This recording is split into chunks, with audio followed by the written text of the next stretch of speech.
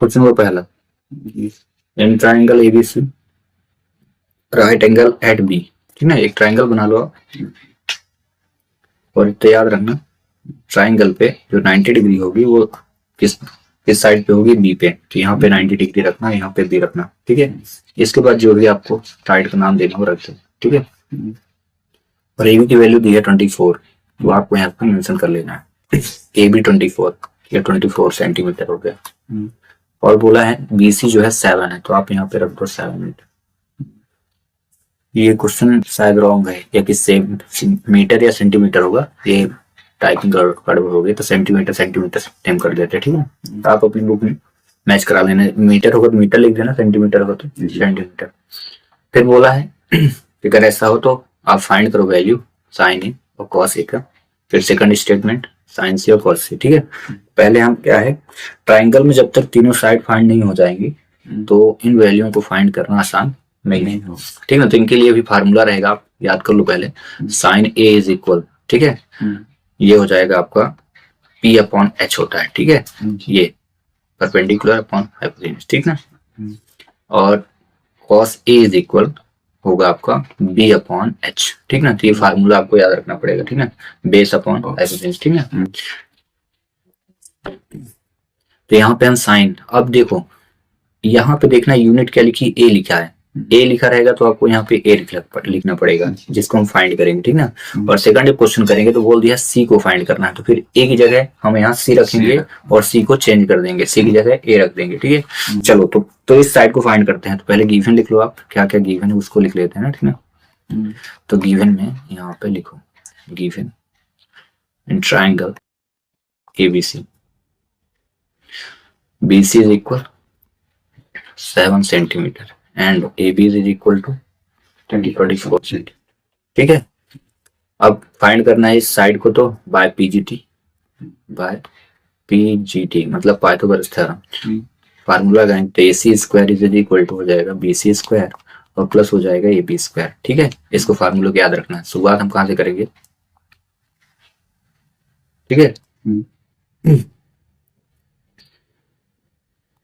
तो अब यहाँ पे वैल्यू रखिए, AC की वैल्यू दी नहीं है, ठीक है, और BC कितना दिया है 7, तो यहाँ पे 7 का स्क्वायर कर दो इज इक्वल, AC कितना दिया है, AC 24, वो BC कितना दिया है 24, AC गिवन नहीं था, हम यहाँ पे AC को नहीं रखेंगे, ठीक है, AC को हम नहीं रखने वाले, ठीक है। AC को अपना रखें, इसमें लाइन एक्स्ट्रा आ गई, इसको हटा देता हूँ।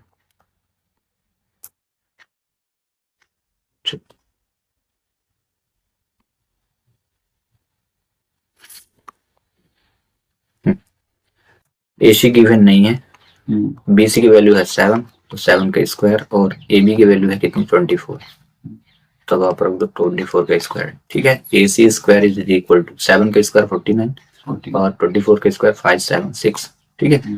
AC square is equal to, दोनों को ऐड करिए तो 625 आ जाएगा। तो AC क्योंकि स्क्वायर है, हमें AC की वैल्यू फाइंड करना है, तो ये रूट आ जाएगी, जब स्क्वायर हटेगा तो AC इज इक्वल कितना हो जाएगा 25।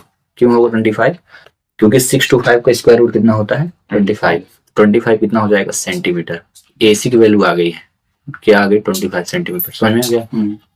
अब आपको जो फाइंड करना है उसको करेंगे हम। तो साइन ए इज इक्वल होता है P अपॉन एच, P क्या हो जाएगा BC, तो BC अपॉन क्या करोगे H, हाइपोटेन्यूज, तो AC हो जाएगा AC। अब BC की वैल्यू हो गई 7 और AC की वैल्यू होगी कितनी 25, ठीक है।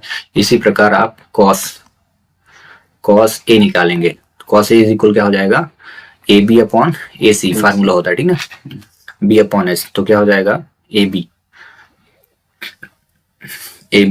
Upon AC। हिंदी में अगर देखें तो इसको बोलते हैं आधार बटे करंट, ठीक है। तो AB की वैल्यू हो जाएगी 24 और AC कितनी आ गई है 25, ठीक ना। तो इस प्रकार से क्वेश्चन हो जाएगा सॉल्व।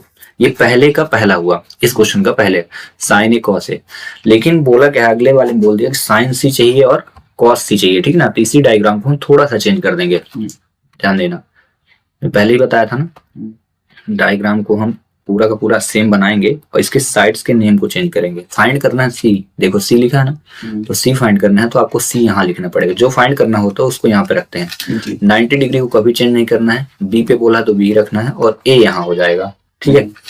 जब इतना हो जाएगा तब इसमें आपको नाम मतलब इनकी वैल्यू, तो डायग्राम के अकॉर्डिंग ही चलेंगे हम।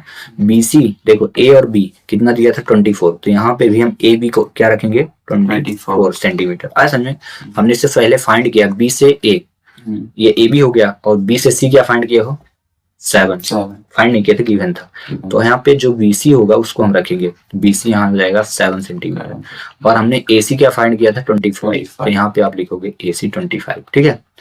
आया समझ में? इस डायग्राम को देख करके हमने रख दिया सब साइड, ठीक है। अब इसके बाद फाइंड क्या करना है साइन C सेकंड पे, तो sine C is equal to sine C होता है लंब बटे कर्ण, यानी P/H, ठीक ना, ये लंब है और ये H है, तो कितना हो जाएगा AB अपॉन क्या हो जाएगा AB/AC। आया समझ में? और AB की वैल्यू हुई 24 और AC की वैल्यू हुई 25। आया समझ में? इसी प्रकार cos C निकालेंगे हम। cos C क्या होता है आधार बटे कर्ण, यानी BC बटे AB, ठीक है, या B/H, तो हम लिखेंगे BC/AC। कितना हो जाएगा BC की वैल्यू 7 और AC की वैल्यू है 25। आगे समझ में? अच्छे समझ में आ गया। तो इसी प्रकार से मैं क्वेश्चन लिख दे देता हूँ। क्वेश्चन कुछ इस प्रकार से रहेगा, अगर आपसे बने तो इसको क्वेश्चन को सॉल्व करें और उसका आंसर जो है आप कमेंट्स करें। तो देखिए यहाँ पे AB की जो वैल्यू दी थी, AB की वैल्यू 24 थी ना, तो मैंने रख दिया है AB की वैल्यू को 5 रख दिया, ठीक है। AB रख दिया 5 मीटर, और जो ये BC दिया था 7, तो BC की जगह मैंने रख दिया, BC की जगह रख दिया है 12 मीटर, ठीक ना। तो आपको फाइंड करना यही साइन A cos A और sine C cos C, find यही करना है, सिर्फ मैंने चेंज क्या किया है साइड चेंज कर दिया है, ठीक है। आगे समझे? चलिए मिलते हैं नेक्स्ट वीडियो में।